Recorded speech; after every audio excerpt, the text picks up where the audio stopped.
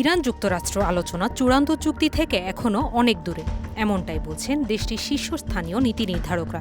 ইরানের parliament speaker Mohammad বাকের Qalibaf জানিয়েছেন, যুক্তরাষ্ট্রের সঙ্গে চলমান শান্তি আলোচনায় কিছু অগ্রগতি হয়েছে, তবে এখনও কোনো চূড়ান্ত সমঝোতায় পৌঁছানো সম্ভব হয়নি। এখনও চূড়ান্ত চুক্তি থেকে অনেক দূরে রয়েছে সবকিছু। ইরানের উপপররাষ্ট্রমন্ত্রী সায়েদ খাতিবজাদেহ স্পষ্ট করে জানিয়েছেন, একটি অভিন্ন কাঠামো বা কমন ফ্রেমওয়ার্ক নিয়ে দুই পক্ষ একমত না হলে নতুন কোনো আলোচনা শুরু করা সম্ভব নয়। এদিকে ইরানের সর্বোচ্চ জাতীয় নিরাপত্তা পরিষদ জানিয়েছে, যুক্তরাষ্ট্রের দেওয়া নতুন প্রস্তাবগুলো তারা গভীরভাবে পর্যালোচনা করছে। তবে এসব প্রস্তাব দেশের জাতীয় স্বার্থের সঙ্গে কতটা সামঞ্জস্যপূর্ণ তা যাচাই করা হচ্ছে।